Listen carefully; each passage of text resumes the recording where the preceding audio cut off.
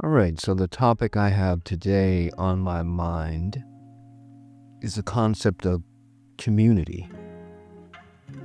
I've always been under the impression that a community is like a close knit neighborhood. Doesn't mean that everybody on the block knows everybody or interacts with everyone, but at least, I don't know, 25% maybe, um, you know, interact with each other, wave hi, spend a few moments talking about whatever. People sitting on their front porch, relaxing, having a conversation, husband and wife, maybe neighbor to neighbor, etc. But I don't know that I've ever really experienced any of that. And I know that's not entirely true. This is why I want to kind of explore this, because at the time of this recording in the year 2025, in the summer, June, actually, it's something that I've thought about for a number of years, probably at least the last 10 years. It's crossed my mind, trying to understand the concept, looking actually for community. I mean, you see it in movies, right?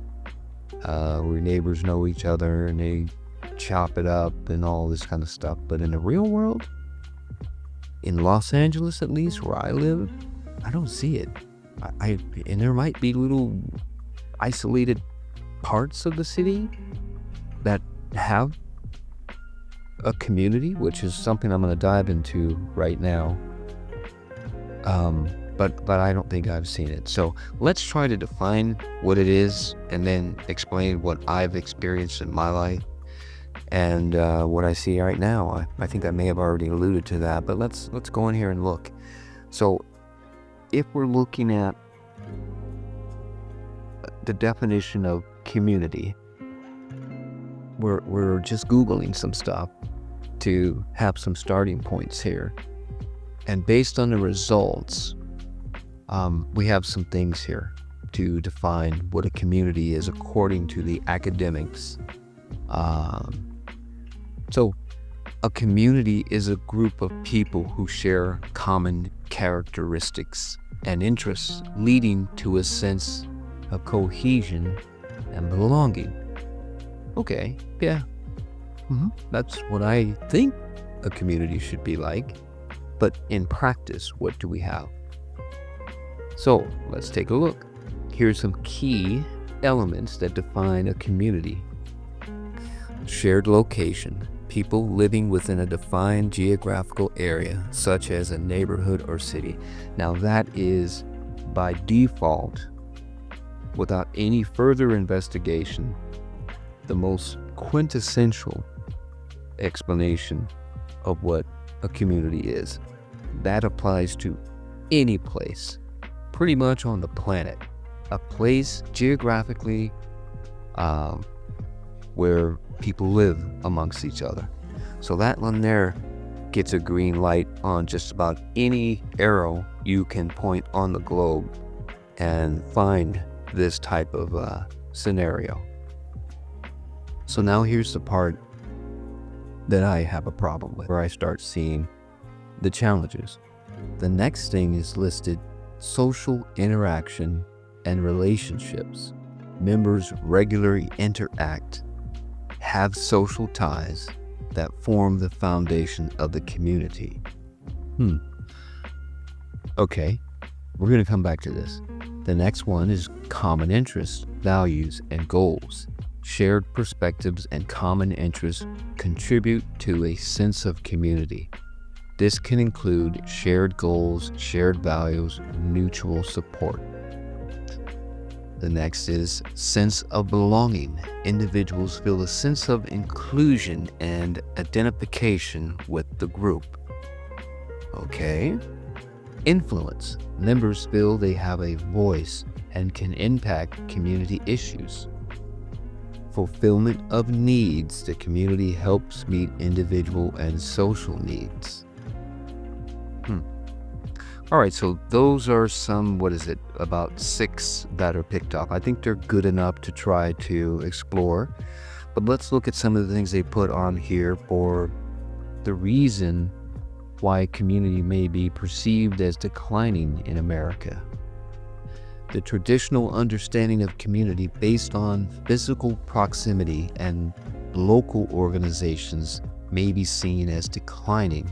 It's more accurate to say that the nature of community is evolving rather than disappearing entirely.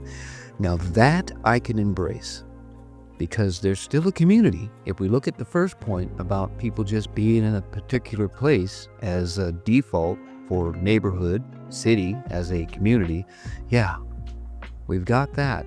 And is it changing? Sure.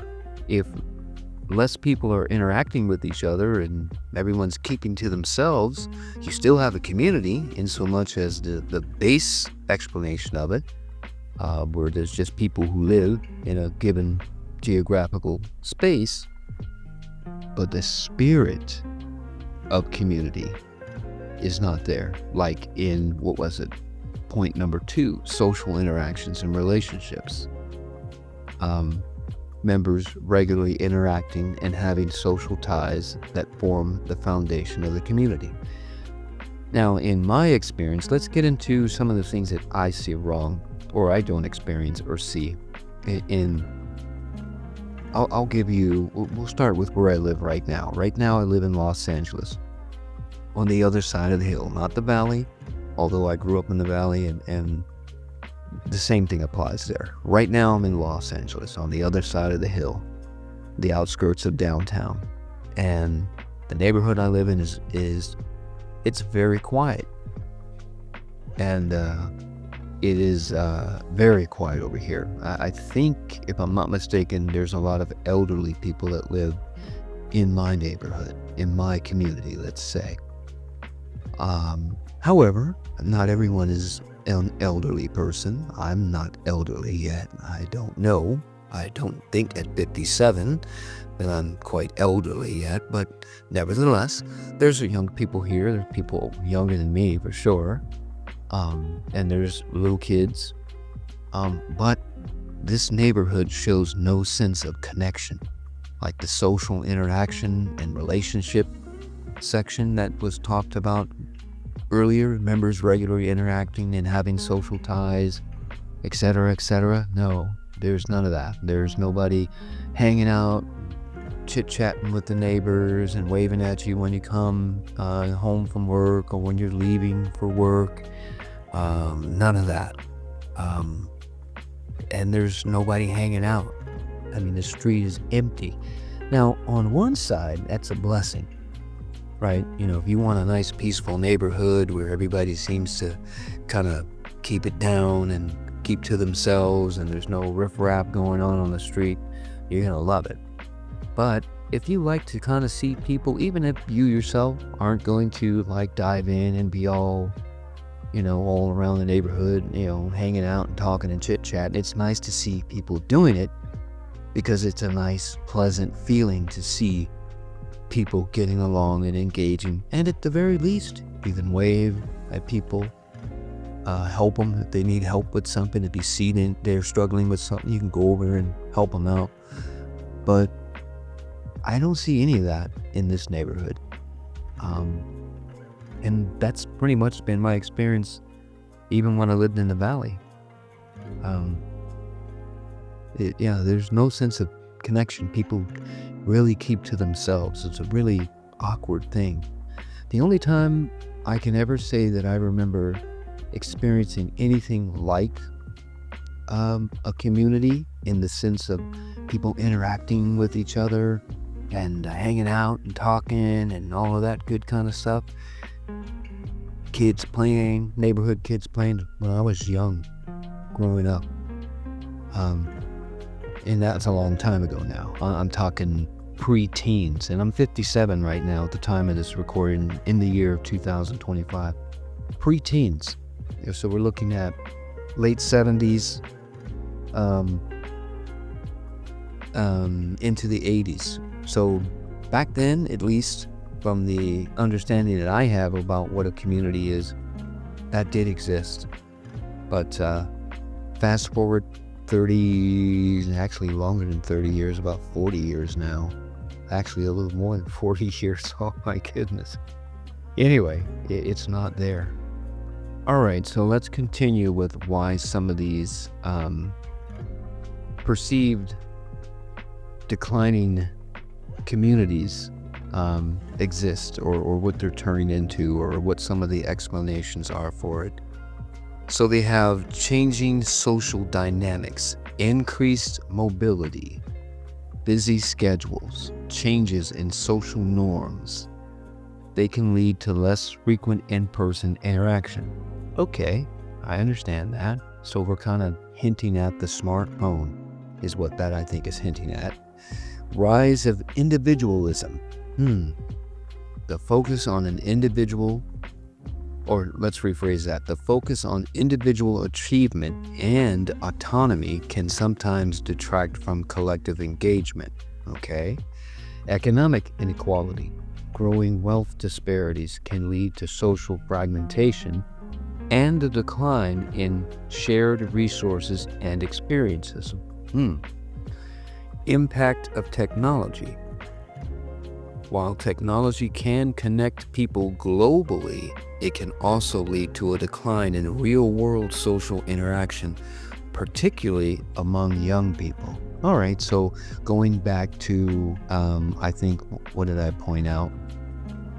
Maybe it was the first one. Increased mobility, busy schedules, changes in the social norms, etc.